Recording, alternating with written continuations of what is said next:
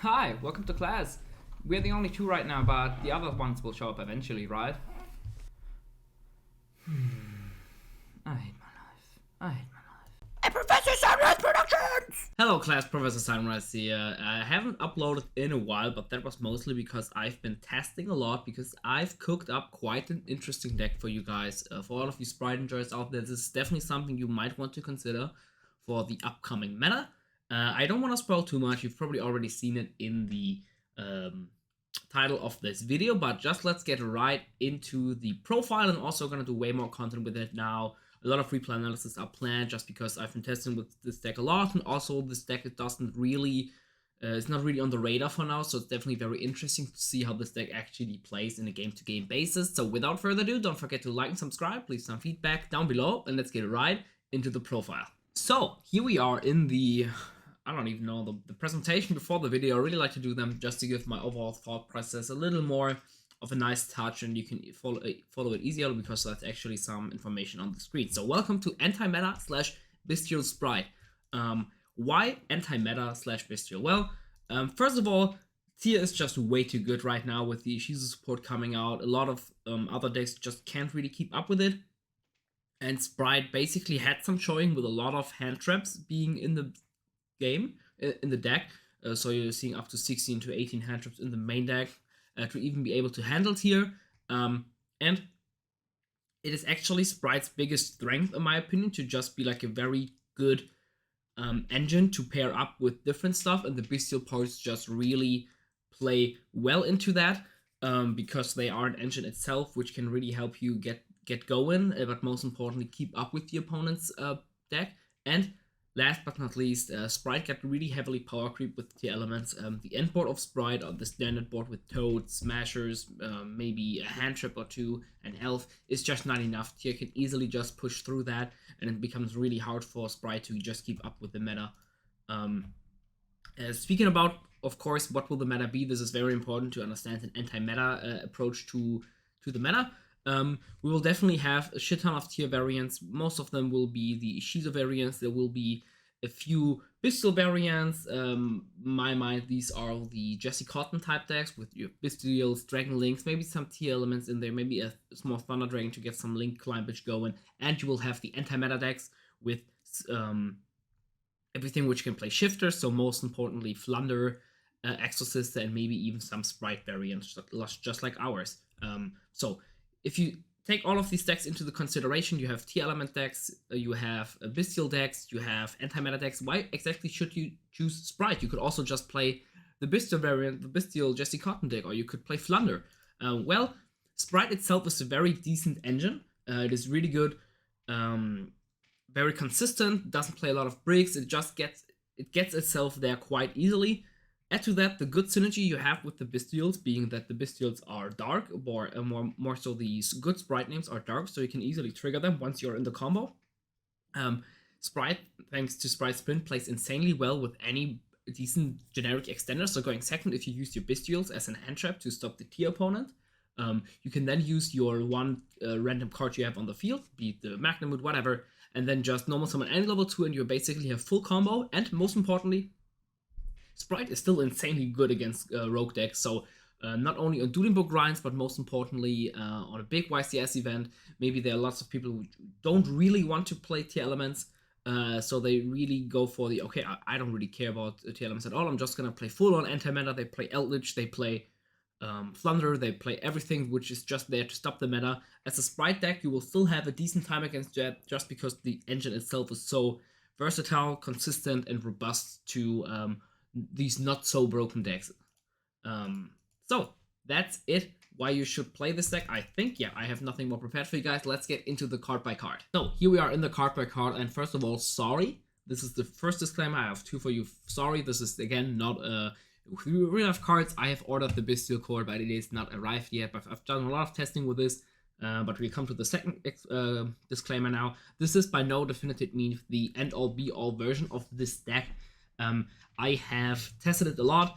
The main deck I'm quite happy with, but maybe I would switch a few things up there. But the side deck seems very lackluster. Then again, I don't know what the meta exactly will be, what the ratios of decks will be. So the side deck, of course, is never gonna be perfect unless you are like have a very good approach and have a lucky, just a little lucky. So definitely don't take the side deck for granted, but the main deck seems really good. So let's just take a look over it. For the Bystial engine, I am actually maxing out all of them. So 3 Lobelion, 3 Magnamood, 3 Druidworm, and 3 Saronir. With the Branded Beast and actually also the Branded Regained. I have not tested this card a lot. I've just put it in because I had the space, because I cut a few other cards. And in theory, this card is of course insane. The big problem I had with the Bystials was that before you couldn't grind with the Bystials on their own. But thanks to Branded Regain, you can now do it. A lot of times your Spright engine will just get stopped by all sort of hate, be it like Dark Ruler, be it Steamo, stuff like that. And then you really want to be able to grind with your Bystial engine, and the Regained helps with that. I didn't want to play an extra big, but theoretically you can always get value out of this by, first of all, you can play any Bystials, and I'm playing 12, so I have a very good chance of seeing one. But most importantly, if a light or dark is banished, you can trigger this cause with the smashers, banishing a jet or a blue, or even a gigantic. So you can somewhat get value out of this without hard drawing any of the Bystials. So this is fine, and the Bystial, the Branded Beast is mandatory in my opinion. This helps you just as a generic disruption, but most importantly, it's also a really good card against Mystic Mine, against Floodgates, stuff like that. So really like the Bystial engine, and most importantly, they all act as, at least these 9 all act as defensive cards. So if you think about it and just take a look at the ratios, you have 9 hand traps here, you have 3 here, and 3 ghost taken cards here. So you're still at 15 hand traps. So in theory, you are still somewhat playing a pure Spright deck list, just ratio-wise, from the amount of starters you have, from the amount of defensive cards you have. So this is really helpful to understand how this deck actually functions. For the Spright engine, 3 starter, 3 blue, 3 jet, 1 red, 1 carrot, 1 smashes, pretty standard. You see I'm not playing the trap anywhere on this list. This is because the standard end board, which I'm going to showcase you guys, of course, does not really have a way to trigger the trap consistently, because we try to end on Elf, Masquerena, and a red maybe next to that, so you don't have a zone, or we don't have a rank 2 to attach to. So I cut the trap and just play the smashers and the second smashers on the side. I thought about cutting 1 jet, and it might come to it, but right now I just don't need the space for that. But this is something I definitely would cut. Not for the normal summons. I am playing the Beckoning Beast engine with the 1 cap shell, and I'm playing 2 Beaver with 1 Angler. My reason for that is quite simple. I'm not 100% sure about it yet, but before I was playing 3 Beaver, 2 Angler. The problem I had with that is, first of all, Angler is just a complete brick, and I don't really want to play 2 of them. You don't have any way of triggering the Angler apart from the Beckoning Beast, but if you play 3 Beaver, the Beckoning Beast ratios just become odd because you have way too many normal summons with that. So I really wanted to get lower on that. And most importantly, while this deck is quite synergistic, it is not completely synergistic. In the worst case, you can always use the Bystials as a hand trap. Of course, if you're playing against tier elements all the time, this will definitely still be good, and you will still have no problem whatsoever with consistency and using all of the cards in your hand effectively.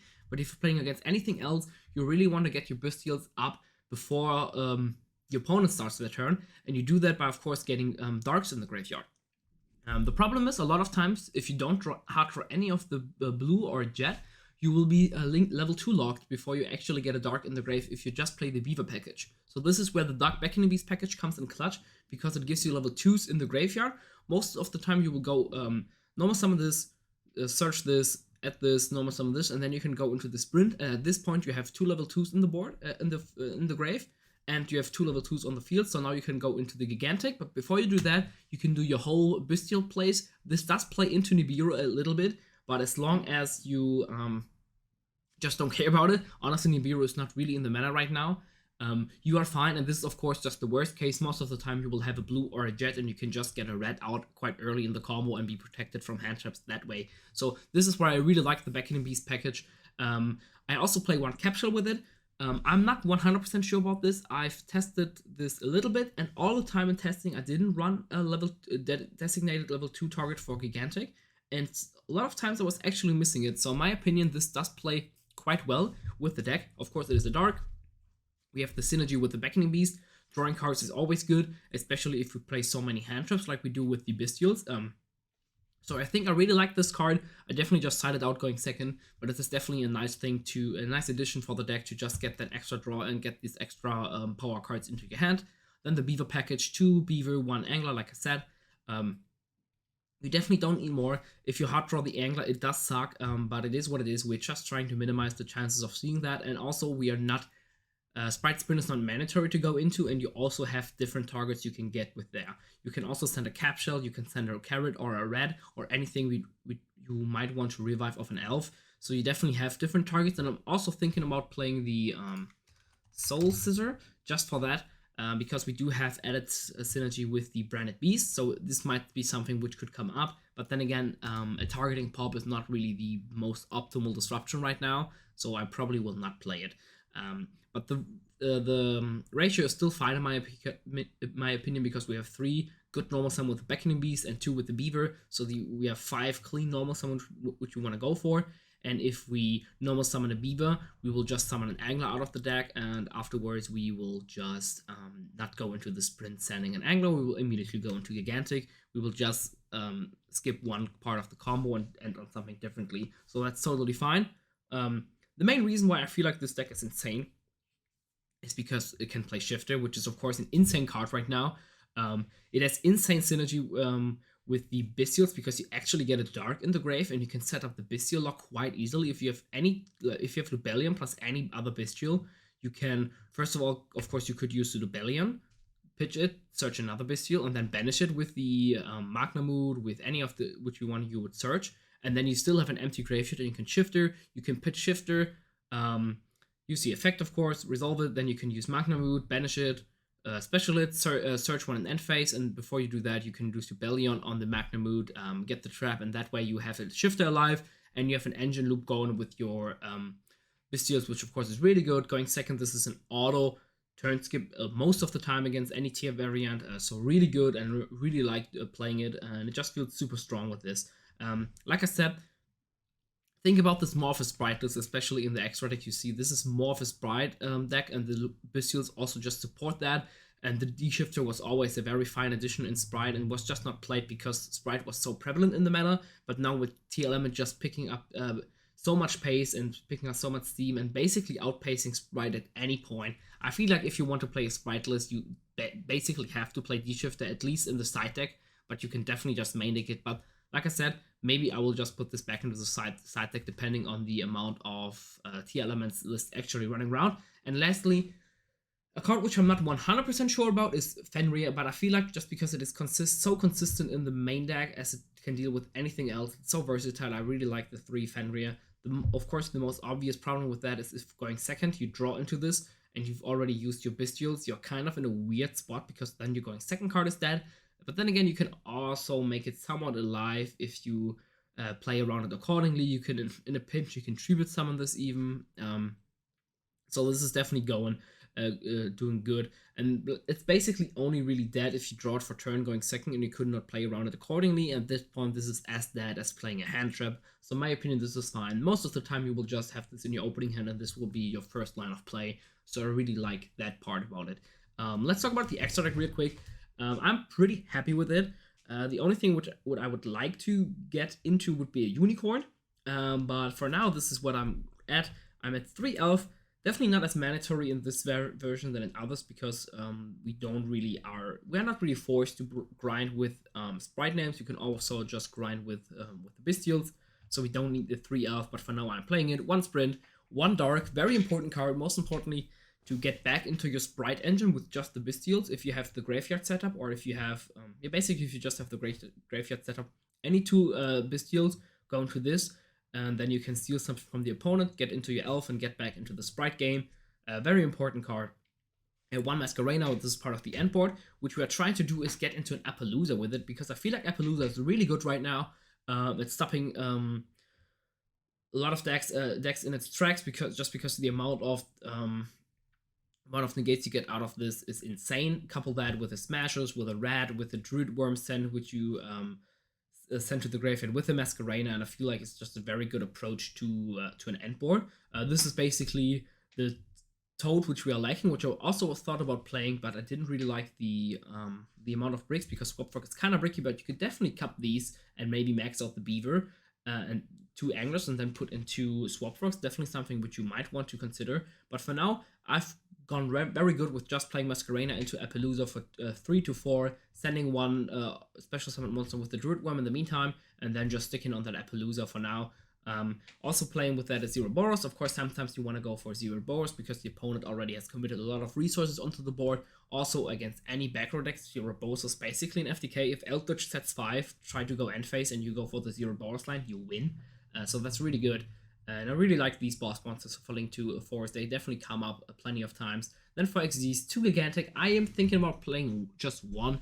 Definitely something which I might want to consider cutting for Unicorn, just because a lot of times Unicorn, Masquerena into Unicorn definitely can be an FTK at certain points, especially if you pair it up with Druid Worm, and just sending 2 can definitely just stop the opponent, and you don't want to commit into a Zero Boros because Zero Boros, of course, would cost you a lot of resources, so Unicorn could come up.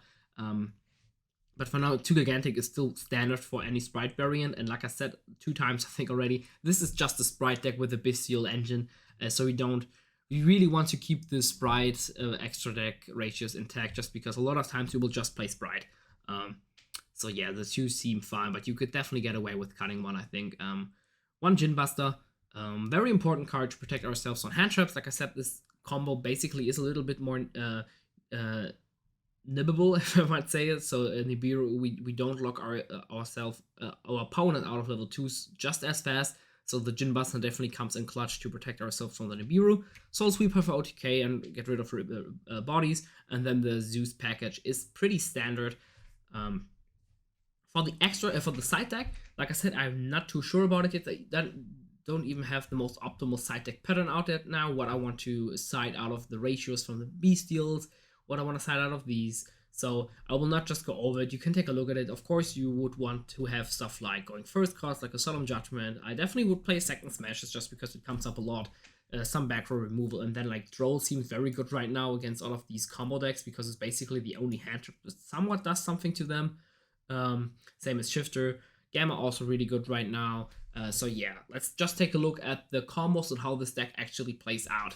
So let's take a look at a quick combo. You can already see I went through it, but I didn't have sound on. I don't know how that happened. So anyways, here we have a 3-card combo with just the basic Spright combo plus the Lobelion, of course, which is by far the best Bystial going first.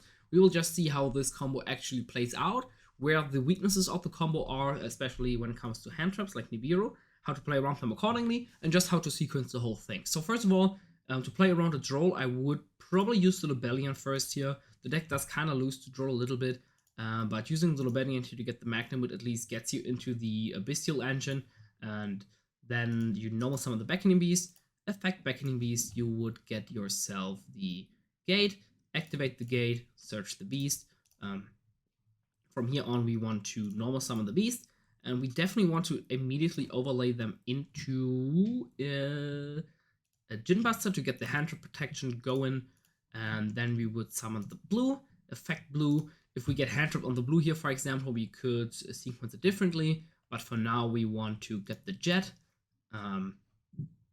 summon Jet, effect Jet, get the smashes going. Of course, post side you could go for a starter because you really want the carrot, but most importantly, the set starter in this deck just does not feel nearly as good as it does in Pure Sprite because we want to go for Bystials, we want to go for Appaloosa line, so definitely refrain from doing it and keep to a combo similar to this. So we will definitely want to search as smashes here, and now we can go for wait, is it a Spright Sprint? And now we have the Darks in the grave, which we really want. Effect Sprint to send an Angler, effect Angler, summon these 2.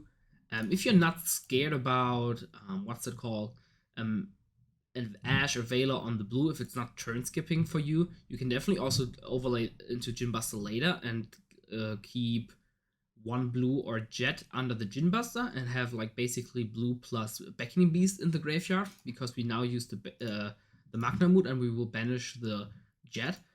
So you might want to go for that if you feel fancy about that. But overall, it doesn't really matter too much because the sprites are usually quite recurable anyways. We summon the Magna Mood, effect Magna Mood to search in the end phase, Now we can tribute the Magnitude off for the Lubellion. Effect Lubellion will activate the branded beast out of our deck. So now we have a pop already, which is kind of nice. Now we overlay Sprint and Beaver for the Gigantic, which is very important because we want to keep the extra monsters on free. So now we can use Gigantic Sprint, detach 1, and here you kind of need to evaluate the game state. Most importantly, which game you are, what are you up against, because a lot of times you definitely want to get the carrot going because you really want to spell negate on the end board. But we'll just go for a basic combo. So for now, we would just summon the Cap Shell, and then we would summon an Elf, effect Cap Shell to draw 1. Then we use the Elf to revive. Just a Beaver for now. You could revive the Cap Shell depending on the rest of the hand which we have. And then we would go into Masquerena. Here on, if we've drawn a starter, we would use it, but we just have a basic combo, so we would have 2 more cards in our hand. Let's say it's just like that. And then we would, in end phase, be able to add the Druid Worm. We, of course, would have set the Smashers. And then in the opponent's turn, we have lines of defense with Beast. We could tribute something. We have the Djinn Buster. And then most importantly, we have a big push in Druid Worm. Hopefully get some value off that.